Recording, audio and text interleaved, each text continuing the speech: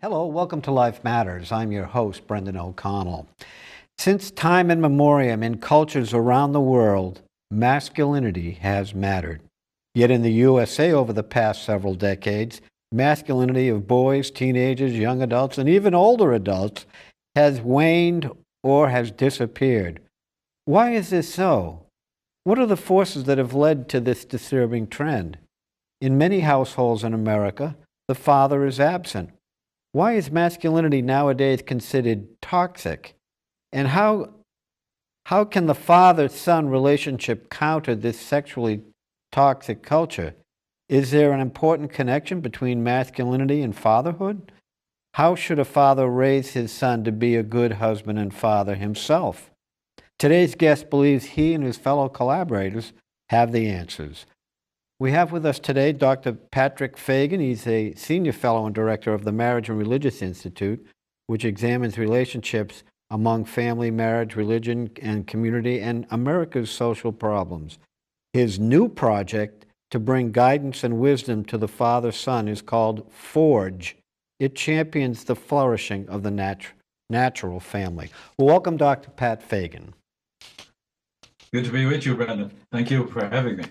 Dr. Fagan, what do you see as the problem in our society regarding masculinity? No, well, that's huge. The core of it? Yes. All good cultures foster a positive masculinity. They need it in order to survive.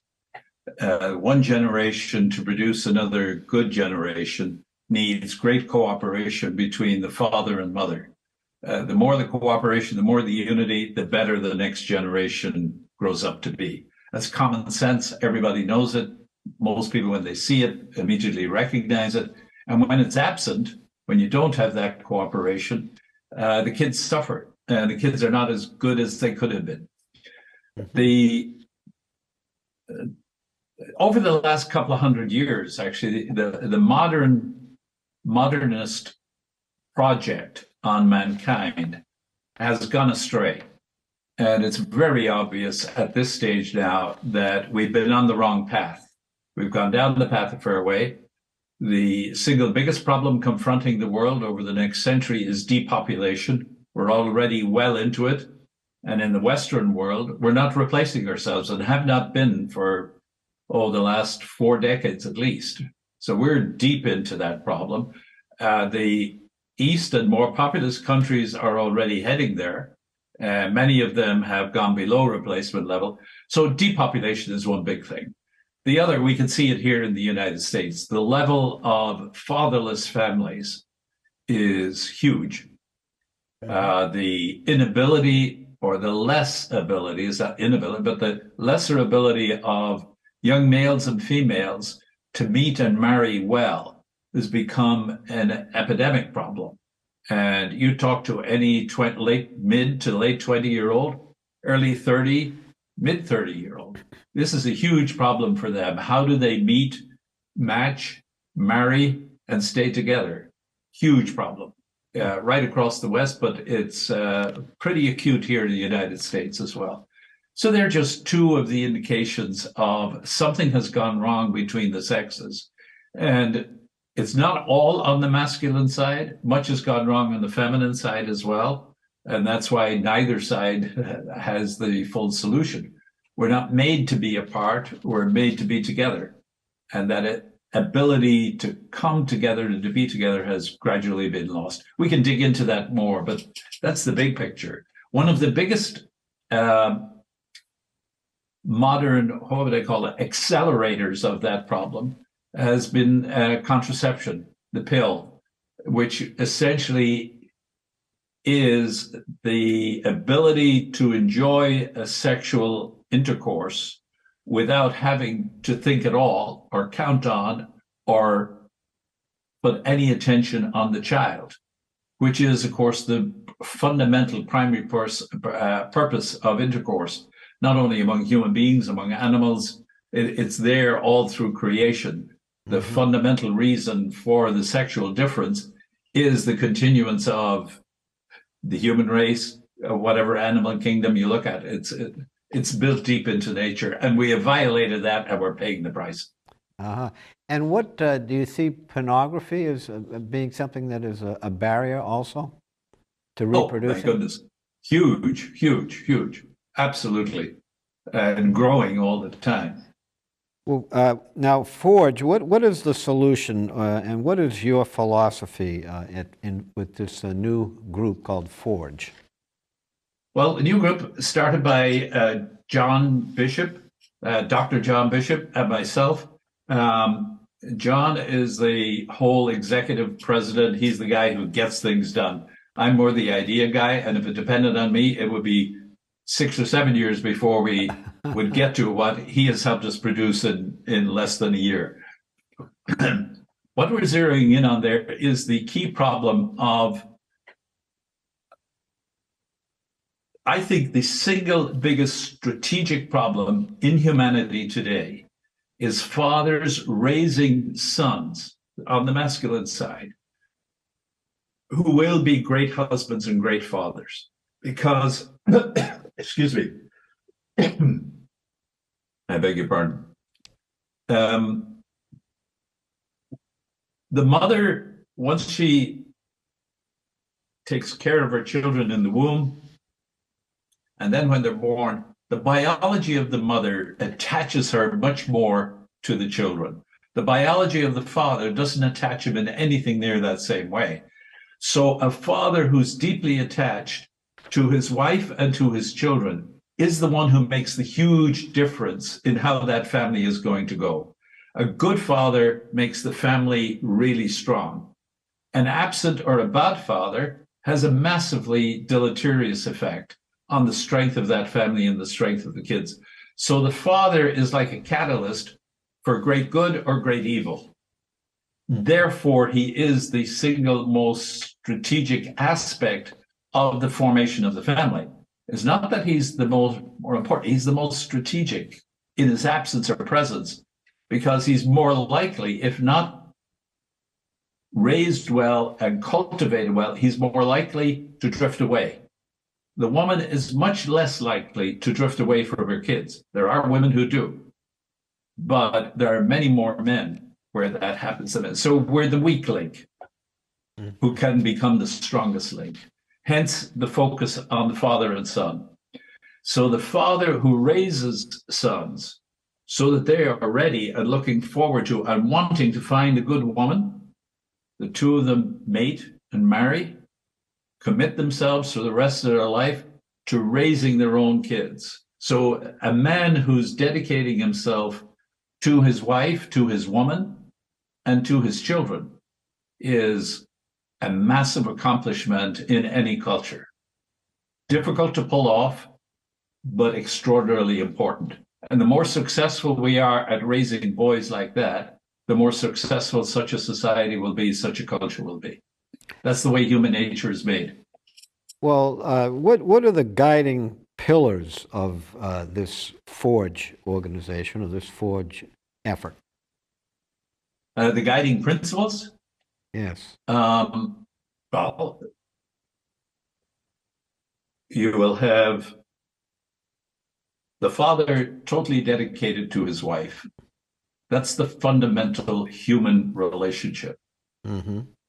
Families are made up of relationships, extended families even more, communities, societies, but the foundational relationship out of which the strength of all the others grow is the relationship between father and mother.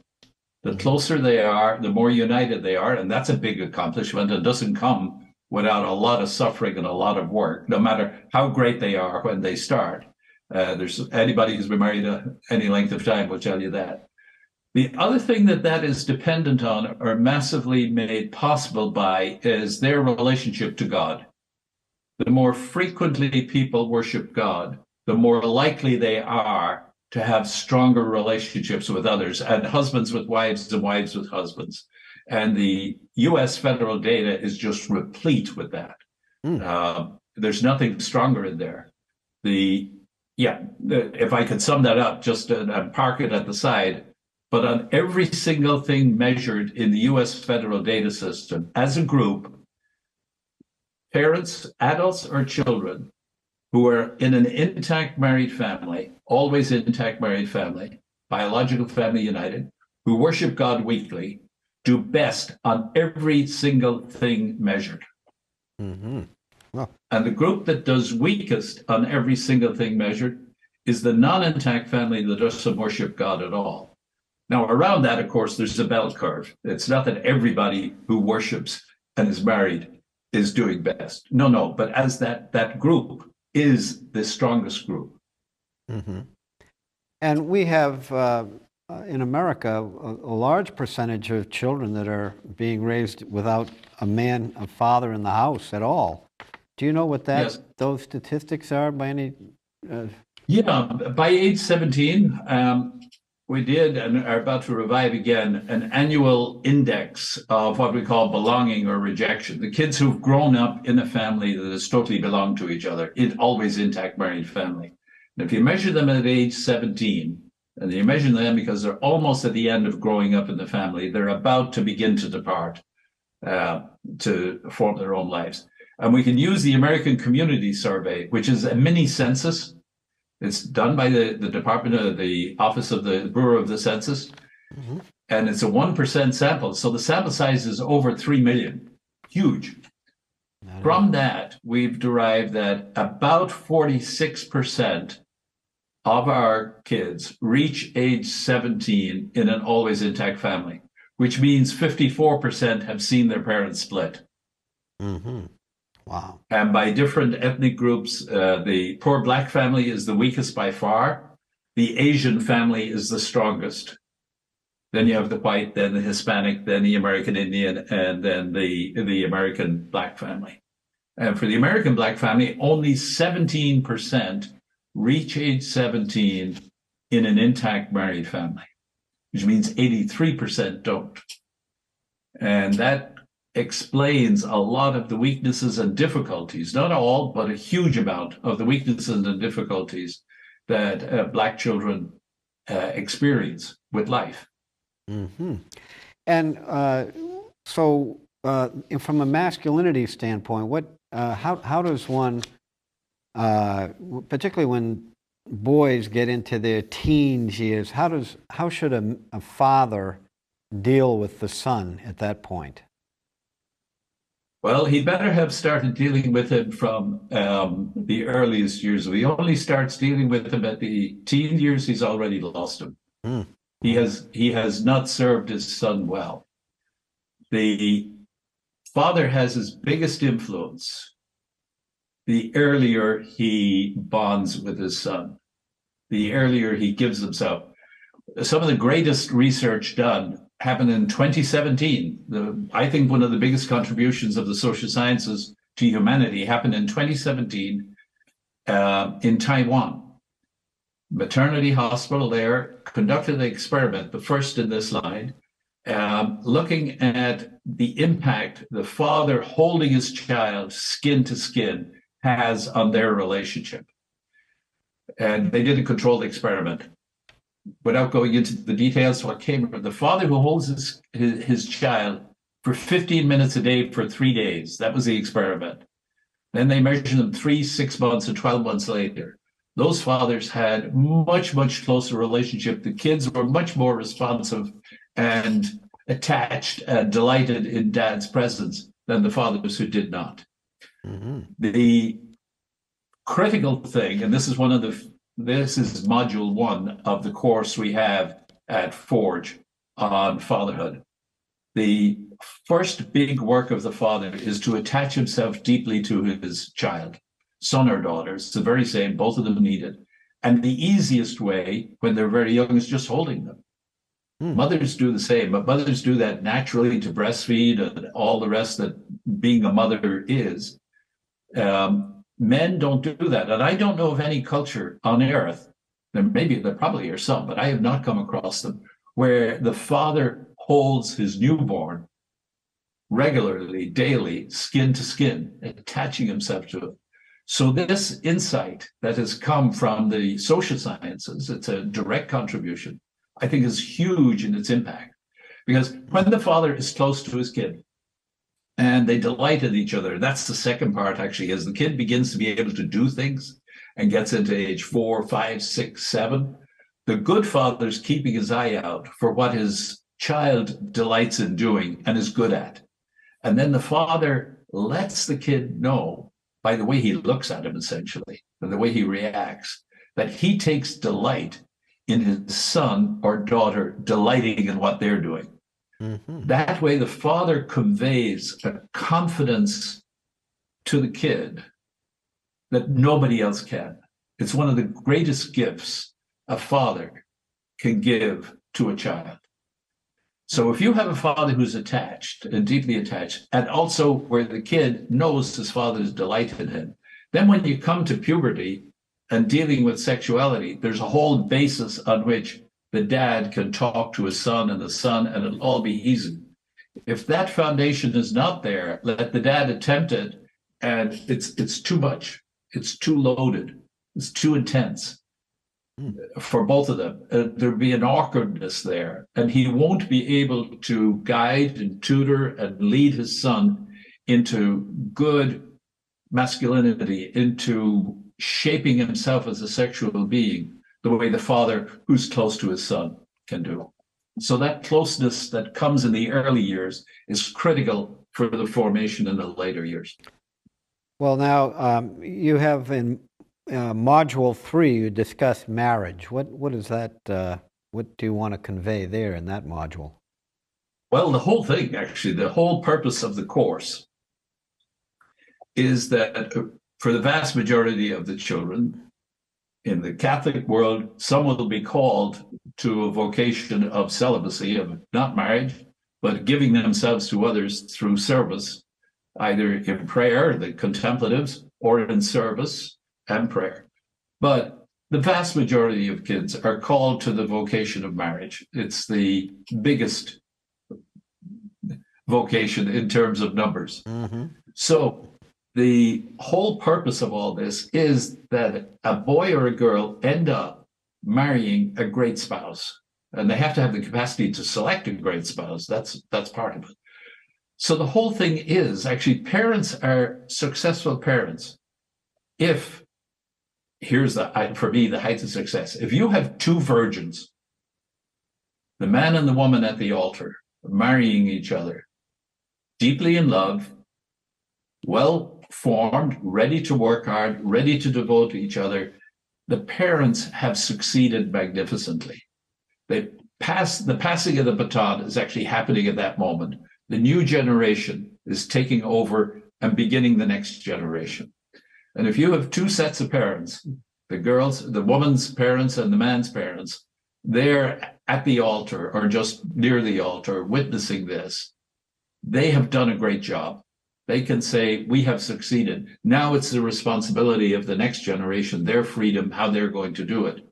So the whole purpose of all this formation by the father is essentially to produce a great husband and a great father. The biggest tutor of that is the marriage of the parents. That's what gets through. More than anything else, if the behavior of the parents doesn't match the words they give their kids, the kids will be more influenced by the behavior than the words. I see. And when you had a module 5, and this was the sexual conversations with older sons, what is the father supposed to convey to the son who's maybe an older teenager or that sort of thing? Well, he better start actually once the son hits puberty, when the hormones begin to flow, and the son is beginning after he has had wet dreams for the first time. That's the beginning of potency, sexual potency. Mm-hmm. So the son is becoming, now he's getting massive growth in his testosterone. Actually, the male gets 5 times what he had before. The female only doubles. So for the male, he's contending with a huge difference inside him. And if the father is already close to him, then they can converse about this. The father and he, they've talked about many things before. They will have talked about sexual things because the kid, he's not interested in girls before puberty. But he does have questions about where babies come from, what all this is about. And the good parent, the good father, the good mother will have given him all the information he needs and let him know, look, if you got more questions, make sure you come to us. We'd be delighted to fill you in. He needs information before puberty. After puberty, he needs tutoring, guidance, mentoring. He's already now a potent young man. Actually, he jumps into bed or into the backseat of a car with a young female, and you may have two parents within an hour of that happening. Mm-hmm. So from here on, actually, the father begins to talk totally differently. And I don't think too many fathers do this, teaching his son how to handle his sexuality and what the whole purpose is. Look, son, the whole purpose is that you find a great girl and both of you are going to have a great time in bed. And that's the reward God gives you for this huge task you're taking on, which is bringing children into the world. So and I want you to find the best, most gorgeous, most beautiful woman that you can and enjoy that. But till then, you've got to conduct yourself a particular way in preparation for that.